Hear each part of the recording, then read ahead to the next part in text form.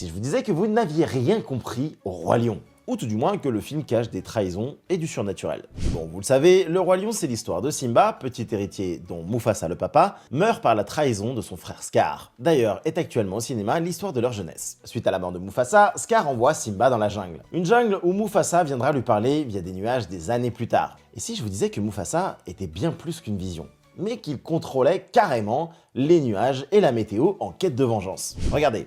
Dès que le roi meurt, le royaume semble plongé dans un microclimat sombre où il ne pleut pas, rien ne pousse et donc où les animaux ont déserté, causant famine dans la meute de lions et de hyènes. Par contre, côté Simba, il fait tout le temps beau, la jungle est au top et le petit lion fait du gras en attendant le bon moment pour revenir.